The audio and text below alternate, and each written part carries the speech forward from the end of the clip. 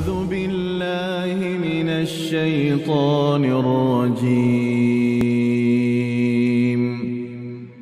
بسم الله الرحمن الرحيم.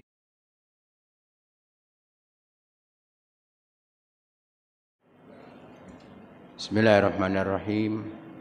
Assalamualaikum warahmatullahi wabarakatuh.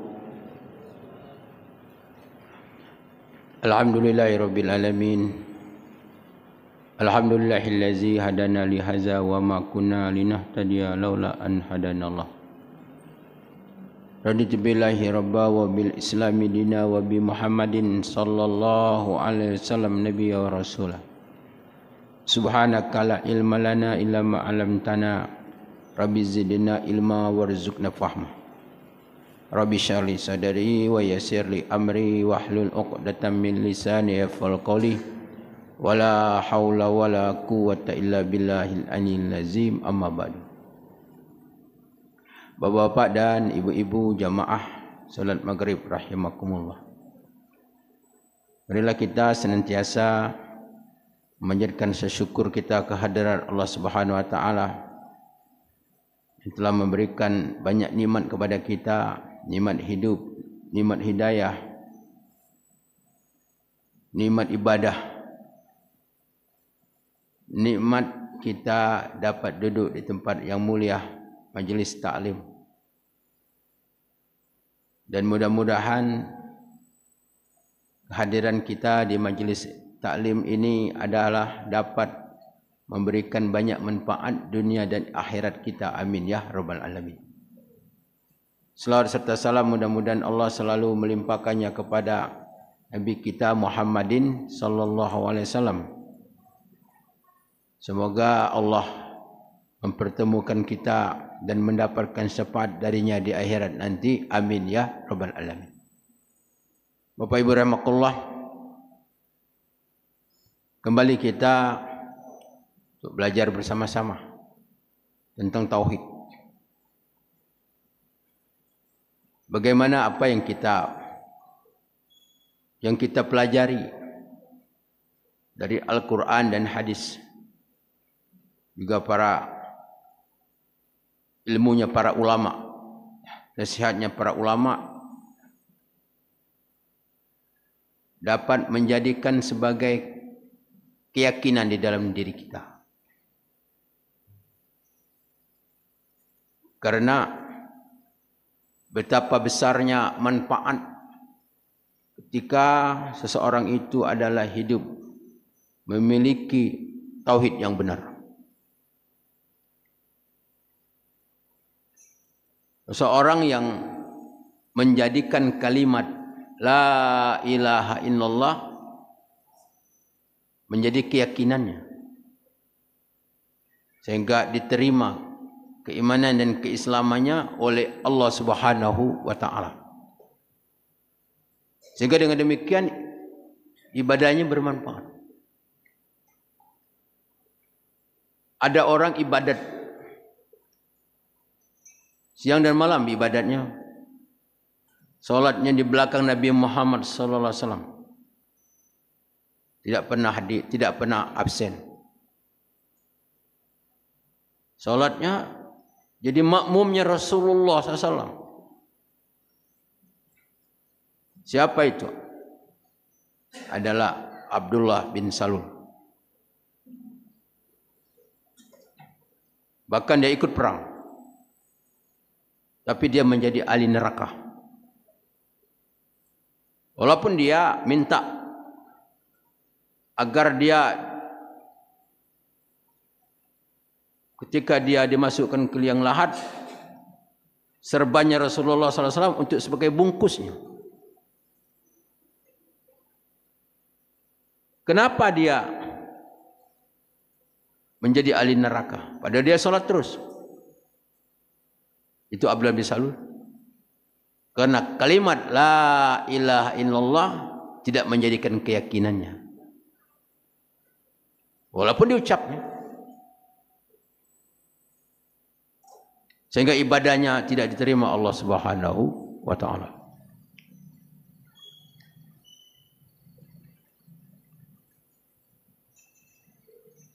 Ada seseorang, dia masuk Islam tapi tidak sempat untuk sholat, berpuasa. Tapi dia menjadi ahli surga, yaitu Ammar bin Sami. Ammar bin Sami sebelumnya memang pernah dia diajak masuk Islam. Dia belum mau. Pada suatu ketika dia mencari anak-anak pamannya, teman-teman dia, saudara sepupunya. Dan pada waktu itu ternyata anak-anak pamannya itu sedang berada di Uhud, sedang perang Uhud. Kemudian Ammar tadi dia bersyahadat. Kemudian dia ngambil kuda, bawa pedang. Kemudian dia pergi menuju Uhud. Begitu dia sampai di sana, maka orang bilang sama Ammar, "Wahai Ammar, kau tidak boleh datang ke sini." Kata Ammar, "Saya harus datang ke sini karena saya sudah bersyahadat. Saya ingin ikut perang." Jadi kata kaum muslimin pada waktu itu, "Ya sudah kalau begitu, silakan." Maka dia ikut dengan semangat.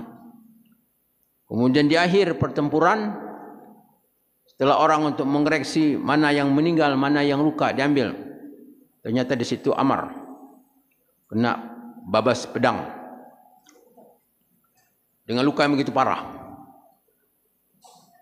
Kemudian ditanya, "Wahai Ammar, kenapa engkau ikut sini? Ikut perang?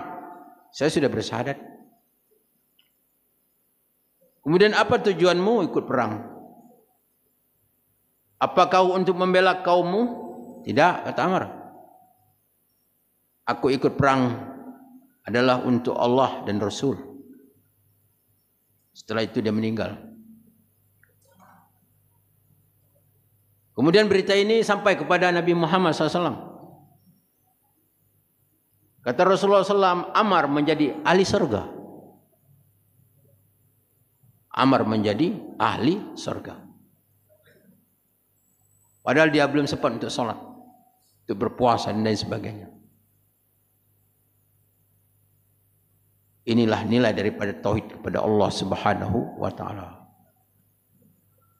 Bapak Ibu rahimakumullah, di dalam kajian tauhid kita biasanya selalu diulang tentang 3 perkara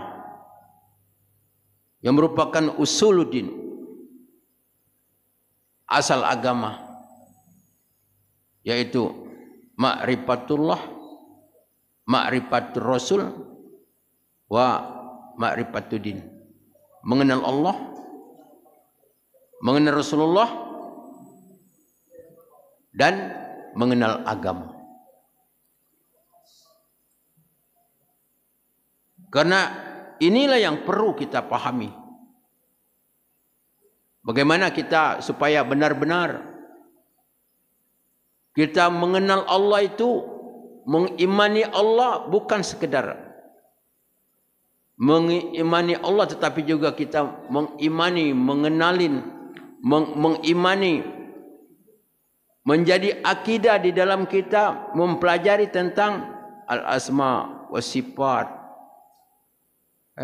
af'alullah, nama-nama Allah, sifat-sifat Allah, perbuatan-perbuatan Allah. Karena orang tahu semua, Allah itu maha mendengar, Allah maha melihat, Allah maha mengetahui. Tapi orang masih melakukan kejahatan. Orang masih bermaksiat. Ngapo? Karena itu baru sekedar pengetahuan.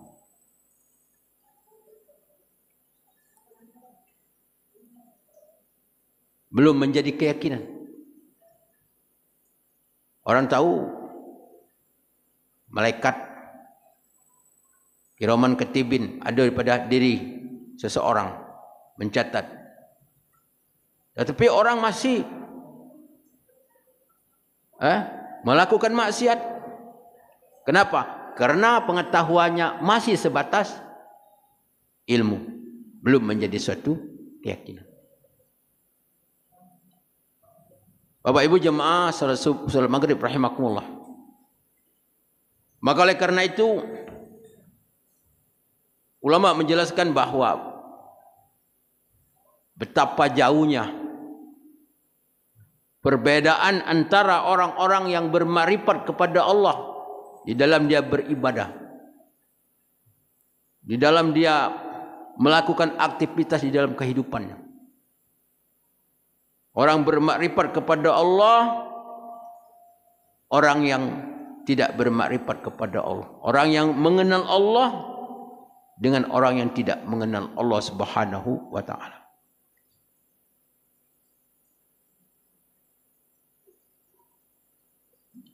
Jadi di sini bahwa kalau orang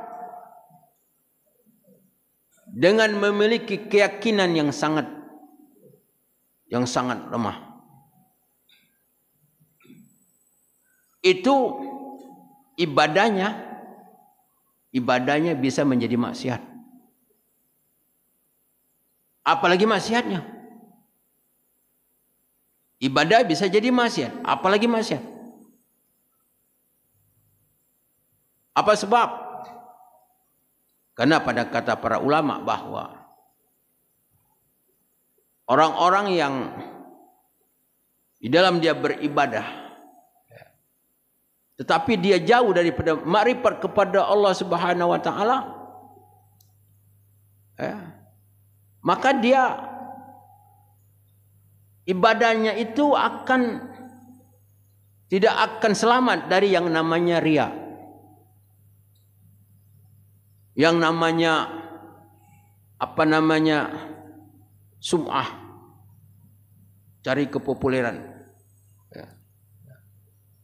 yang namanya ujub, ada rasa bangga diri. Ketika seseorang itu jauh daripada makrifat kepada Allah Subhanahu wa taala, ini yang sangat berbahaya. Sehingga ibadah menjadi maksiat. Bagaimana kita sering mendengar hadis Rasulullah SAW tentang 3 orang yang pertama kali diadilin Allah pada hari kiamat nanti.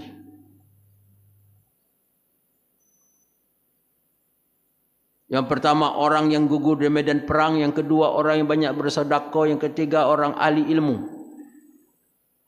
ahli Quran. Kenapa? Karena niatnya. Karena niatnya adalah bukan kerana Allah Subhanahu wa taala. Nauzubillah min dzalik. Ini sangat betul-betul. Sampai-sampai Abu Hurairah ketika menjelaskan hadis ini sampai menangis, takut. Sahabat Nabi itu nangis sampai takut menjelaskan hadis ini. Jadi ini yang kita takut.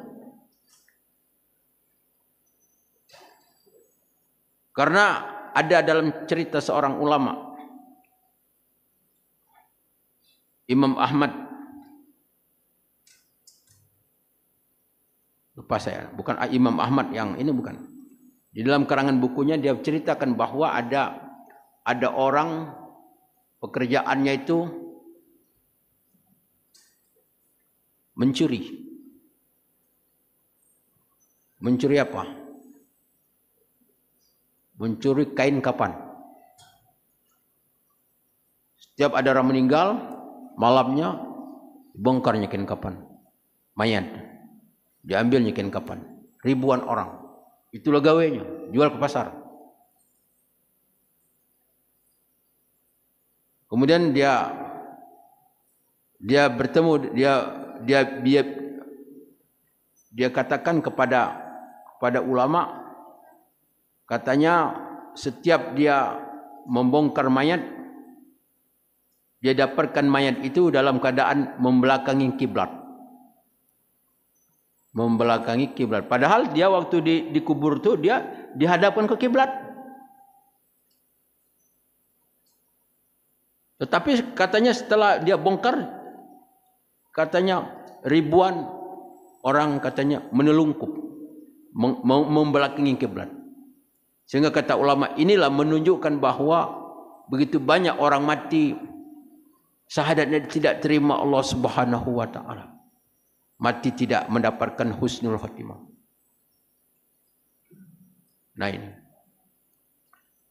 Jadi kita ini harus kita memiliki suatu kekhawatiran pada diri kita masing-masing tentang iman kita ini, tentang amal kita ini. Jadi bahawa orang-orang yang jauh dari bermakrifat kepada Allah Subhanahu wa taala, ibadahnya pun akan menjadi maksiat kepada Allah Subhanahu wa taala. Sehingga dia semakin taat dia kepada Allah Subhanahu wa taala, semakin sombong. Mungkin dia melihat orang yang belum beribadah kepada Allah Subhanahu wa taala, dia anggap remeh. Semakin bertambah ilmunya, semakin bertambah jahat.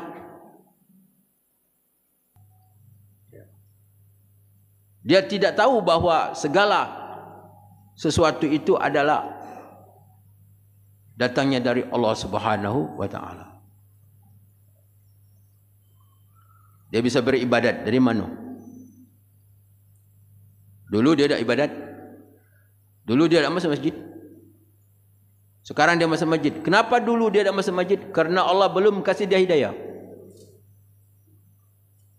Tapi sekarang dia sudah ibadat. Siapa yang memberikan ibadah? Memberikan ketaatan? Allah Subhanahu wa taala. Kalau dia tahu, tapi dia tidak tahu.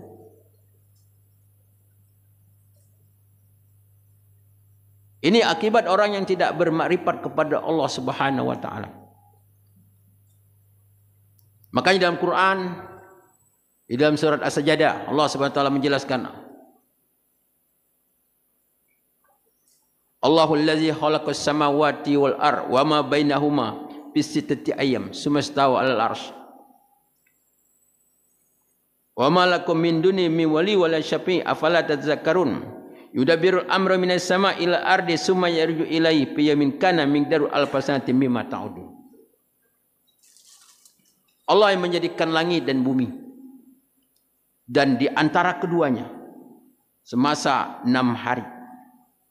Kemudian dia adalah beristiwa di atas aras. Dan tiadalah bagi kamu sebagai penolong selain daripada Allah Subhanahu wa taala. Apakah kamu tidak memikirkan? Yudabbirul amri minas sama'i ilal ardi summa ya'ruju ilaihi yaumin kana miqdaru alfa sanatin mimma ta'udun. Allah Subhanahu wa taala memerintahkan. Jadi yudabbiru itu mengatur. Mengatur segala urusan makhluknya ini dari langit. Jadi perintah Allah dari langit turun kemudian naik lagi. Itu selama apa? Kana miqdaru alfasanati mimma ta'udun.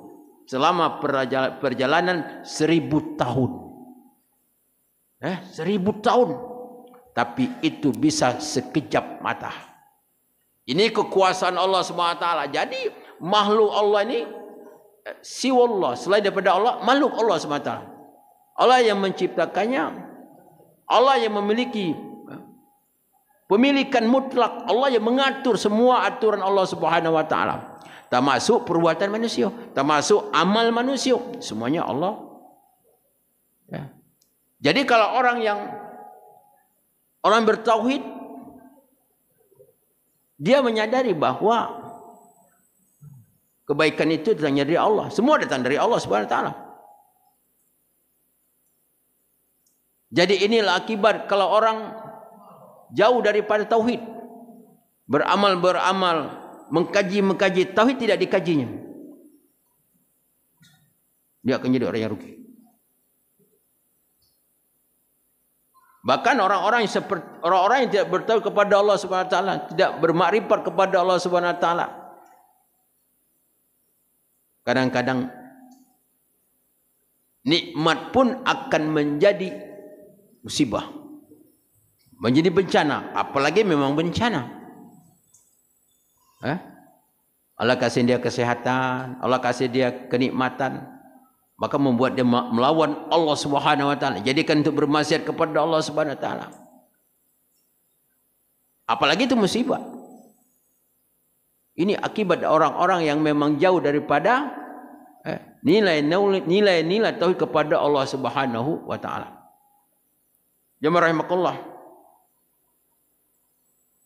Maka oleh karena itu kata ulama, man arafa nafsahu faqad arafa rabbahu. Siapa yang mengenal dirinya, maka dia akan mengenal Tuhan. Siapa yang mengenal dirinya, dia akan mengenal Tuhan. Siapa yang mengenal diri? Mengenal diri adalah orang yang bertauhid kepada Allah Subhanahu wa taala. Makanya di dalam surah As-Sajdah ini Allah jelaskan. Yang pertama adalah Allah memperkenalkan dirinya dengan ayat tadi. Kemudian Allah menjelaskan, Allazi ahsana kulla syai'in khalaqa wa badal khalqal insana min tin. Allah menjadikan pencipta sebaik-baik pencipta. Wa khalaqa wa badal khalqal insan min tin, dan Allah menjadikan manusia itu dari tanah. Manusia dijadikan dari tanah. Summa ja'ala naslahu min sulalatin mim ma'in mahin. Kemudian Allah menjadikan keturunan manusia itu adalah dari air yang hina, air mani. Summa sawahu, kemudian Allah menciptakannya, wa nufiopis mirruhi, kemudian Allah meniupkan ruhnya. Allah suruh malaikat untuk meniupkan ruh kepada janin yang ada di dalam rahim. Kemudian apa lagi? Wa ja'ala lakumus sam'a wal absar wal afidah. Kemudian Allah menjadikan bagi kamu pendengaran dan penglihatan, wal afidah, dan akal. Jadi makanya ayat ini, surat Sajdah ini disunatkan oleh Rasulullah SAW untuk dibaca seminggu sekali. Pagi Jumat. Surah Sajdah. Supaya ini, kalau tidak surah Sajdah, kata Rasulullah, surah Al-Insan. Al-ataka al-insanu hir minadari hal ataka al-insanu hir minadari lam yakun mazkura. Bukankah telah datang di suatu masa manusia, pada waktu itu dia belum disebut, belum ketik namanya. Jadi surah Al-Insan kata Rasul, atau surah Sajdah, karena untuk supaya manusia itu mengingatkan kembali tentang dirinya, tentang penciptaan manusia. Asal manusia itu dari mana? Dari tanah. Diciptakan dari tanah, dari semua jenis tanah. Tanah merah, tanah putih, tanah hitam, tanah coklat, tanah baik dan tanah buruk. Makanya kata ulama, manusia itu ada yang baik, ada yang buruk, karena menurut tanahnya. Bahkan kata Ustaz Somad tu, kalau manusia yang jahat tu katanya tanah sengketa. Allah. Jadi bapak-bapak dan ibu-ibu rahimakumullah, ya, bahwa ketika manusia itu adalah mengenal dirinya, ya, mengenal dirinya, dia mengenal Allah. Orang yang bermakrifat kepada Allah Subhanahu wa taala, kata ulama, keburukannya akan menjadi kebaikan. Apalagi kebaikan. Bagaimana juga keburukan jadi kebaikan bagi orang yang mengenal Allah. ketika seseorang jatuh kepada maksiat dia. Dan pada waktu itu dia sadar. Dia sadar tentang kelemahannya, tentang kehinaannya, tentang tiada daya dan upaya baginya untuk menyelamatkan dirinya dari perbuatan yang buruk. Jadi pada waktu itu dia menyesal. Dia bertobat kepada Allah. Dia kembali kepada Allah Subhanahu wa taala. Sebagaimana firman Allah Subhanahu wa taala, "Wallazina idza fa'alu fahishatan aw zalamu anfusahum zakarullah fastaghfiru li dzunubihim wal may yaghfiru dzunuba illallah wa lam yusiru ala ma fa'alu wa hum ya'lamun. Ulaika jazaohum wa maghfiratun min rabbihim wa jannat." Dan orang-orang yang melakukan keburukan atau berbuat zalim kepada dirinya, kemudian dia ingat kepada Allah dan dia minta ampun kepada Allah, dia bertobat kepada Allah, dan dia tidak meneruskan perbuatan itu. Wahum ya'lamun, dan dia mengetahui. Jadi orang berbuat keburukan, orang berbuat kejahatan, kemudian dia insaf, dia sadar, dia kembali kepada Allah, dia bertobat kepada Allah Subhanahu wa taala. Ulaika jazaohum maghfiratun min rabbihim. Maka kata Allah Subhanahu wa taala, bagi mereka adalah belasan dari Allah. Apa belasan dari Allah? Yang pertama kata Allah, maghfirah, keampunan Allah. Ini belasan pertama, keampunan Allah Subhanahu wa taala. Kemudian apa? Wa jannatin tajri min tahtihal anhar khalidina fiha. Dan dia akan dikasih surga Allah Subhanahu wa taala. Masya Allah. Berbuat dosa. Tapi orang bermakrifat kepada Allah Subhanahu wa taala, buat dosa, kemudian dia tobat, kemudian Allah ampun dosanya, kemudian Allah masukkan ke dalam surga. Ini namanya jalan. Jalan kembali kepada Allah. Tapi jalan itu harus punya ilmu. Rasulullah SAW kalau datang ke rumah anaknya, cari Ali tidak ada. Ditanya, kemana Ali Fatimah? Ali tidak ada, pergi. Tapi Rasul tahu raut mukanya Fatimah. Ini ada masalah. Carinya Rasulullah Ali. Kemana cari Ali? Pasti Ali perginya kemana? Ke masjid. Tadi ke masjid, ketemu di masjid. Karena ini, karena orang tahu jalan hidup. Kalau ada masalah, pergi ke masjid. Insya Allah masalah akan selesai. Tapi kalau ada masalah rumah tangga, pergi ke diskotik dan sebagainya, tambah hancur. Kenapa? Karena dia tidak tahu jalan kembali. Bapak Ibu rahimakumullah. Apalagi orang-orang yang bermakrifat kepada Allah, orang bertauhid kepada Allah Subhanahu wa taala, dia kebaikan menjadi kebaikan. Ibadat benar-benar menjadi kebaikan. Ketika dia mendapatkan, dikasih Allah Subhanahu wa taala taufik dan hidayah, dia jadi orang yang taat. Dia menjadi orang yang rajin beribadah kepada Allah Subhanahu wa taala. Ataupun dia mendapatkan harta, jabatan dan lain sebagainya. Maka itu semua semakin dia bertambah nikmat, bertambah dekatnya kepada Allah Subhanahu wa taala. Bukan bertambah dia jauh dari Allah Subhanahu wa taala. Bertambah ilmu, bertambah takut kepada Allah. Bertambah ilmu, bertambah dekat taatnya kepada Allah Subhanahu wa taala. Semakin dia taat, semakin dia banyak bersyukur kepada Allah. Kenapa? Karena la haula wala quwata illa billah. Tiada daya dan upaya kecuali datang dari Allah. Dia taat tu karena Allah kasih ketaatan. Allah kasih, kata Allah, ini kau jadi orang yang taat, kata Allah. Ketaatanmu akan bermanfaat untuk akhiratmu. Dia bersyukur kepada Allah Subhanahu wa taala. Jadi tidak adalah ucapan kalau sudah ibadat apa? Alhamdulillah. Alhamdulillah sudah sholat. Alhamdulillah hari ini bisa baca Quran. Alhamdulillah bisa berzikir. Tidak menjadi kebanggaan. Kalau dia dapat harta, dapat jabatan dan lain sebagainya, tambah dia dekat kepada Allah Subhanahu Wa Taala. Tambah taat kepada Allah Subhanahu Wa Taala. Tambah dia cinta kepada Allah lebih daripada mencinta apa yang dikasihi Allah Subhanahu Wa Taala. Itu kebaikan bagi orang yang bermakrifat kepada Allah Subhanahu Wa Taala. Bapak Ibu rahimakumullah, maka oleh karena itu kita untuk senantiasa mengikuti jalan-jalan kehidupan para salafus soleh. Para salafus soleh di pucuk kenikmatan tetap ingat kepada Allah Subhanahu wa taala.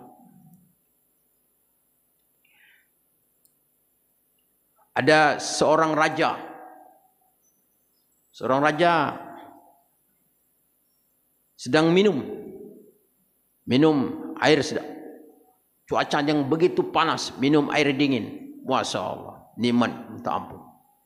Nikmatnya bukan main. Tapi waktu itu dia menangis. Seorang khulafaur rasyidin. Dia menangis. Ditanya, kenapa menangis ya? Dalam kenikmatan tapi menangis. Karena dia ingat dalam firman Allah SWT bahwa di neraka itu, yang mana orang-orang yang kafir tidak mendapatkan setetes air pun.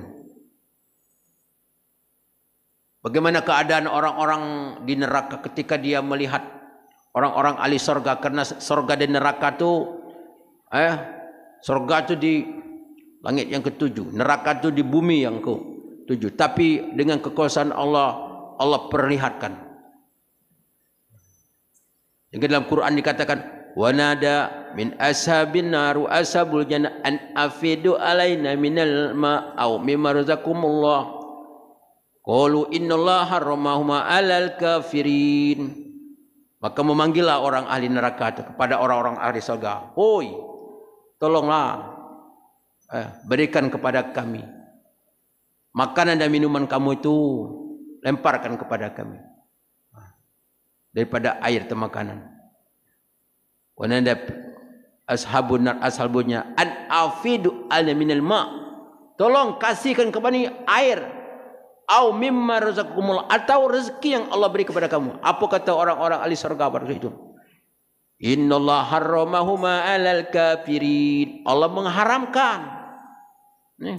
Kamu tidak pacar nak mendapatkan nikmat ini katanya.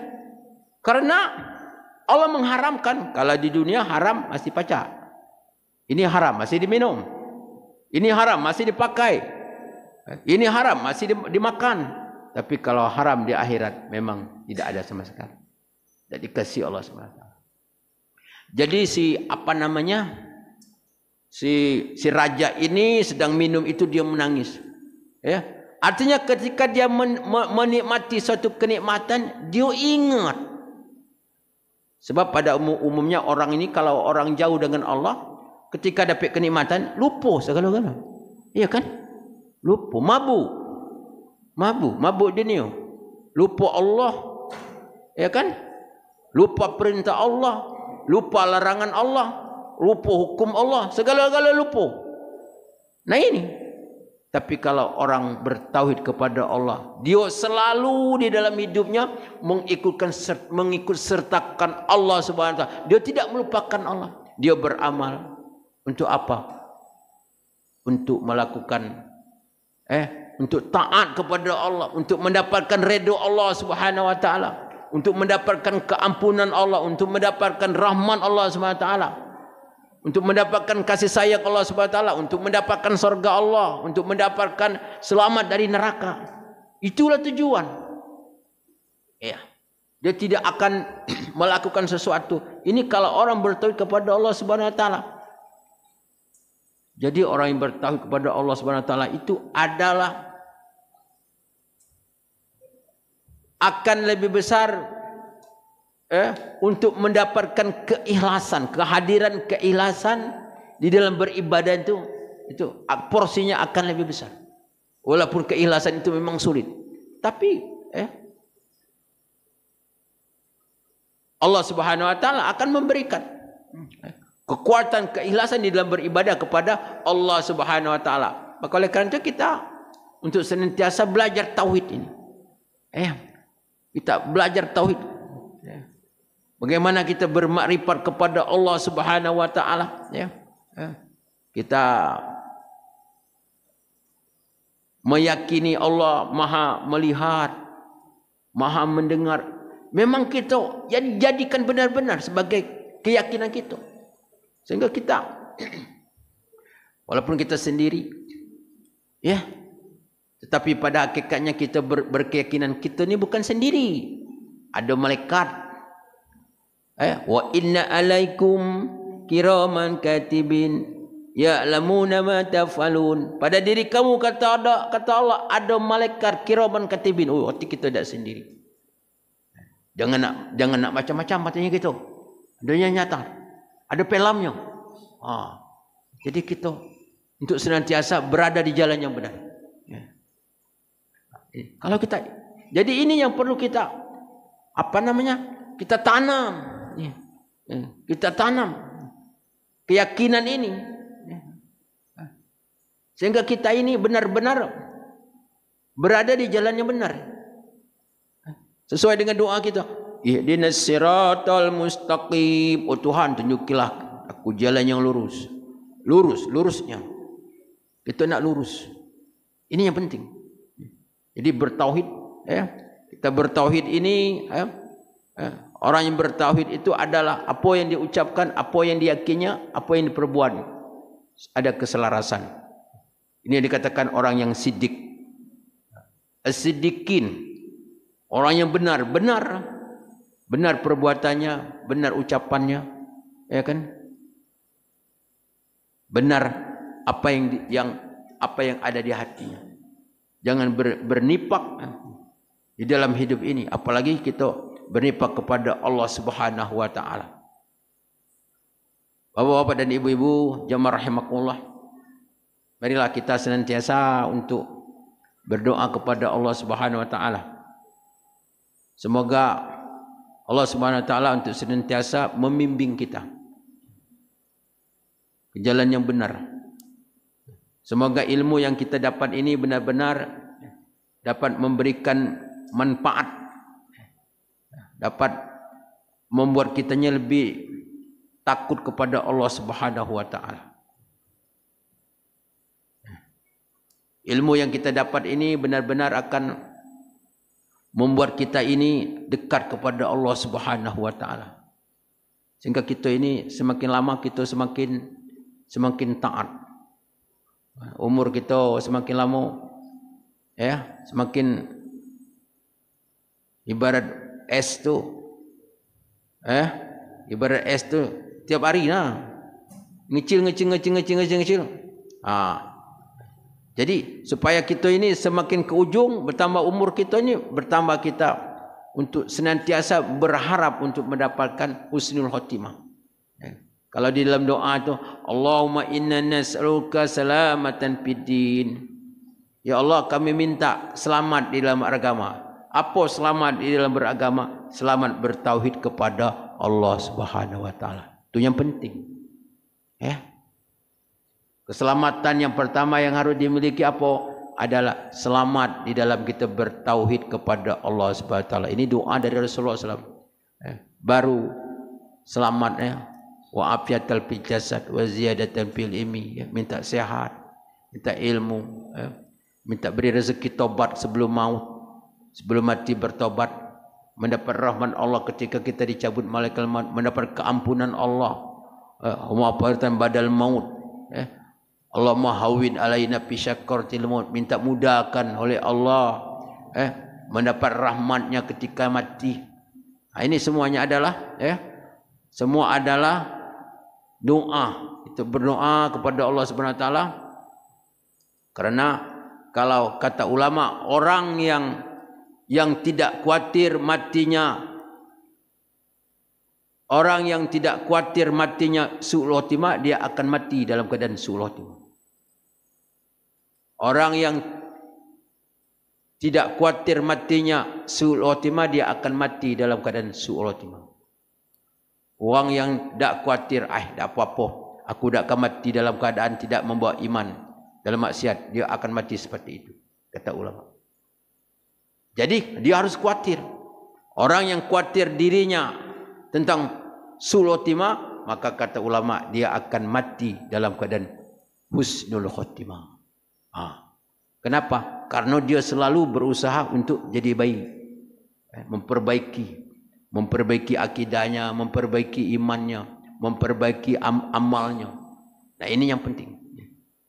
Karena kita ini pada hakikatnya Bapak Ibu rahimakumullah, kalau kita mati dia kata apa-apa, yang kita bawa adalah iman dan amal kita itulah.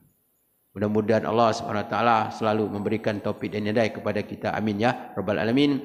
Demikianlah kajian kita pada hari ini. Mohon maaf atas segala kekurangan dan kehilapan kepada Allah menampun. Wabillahi taufiq wal hidayah. Assalamualaikum warahmatullahi wabarakatuh.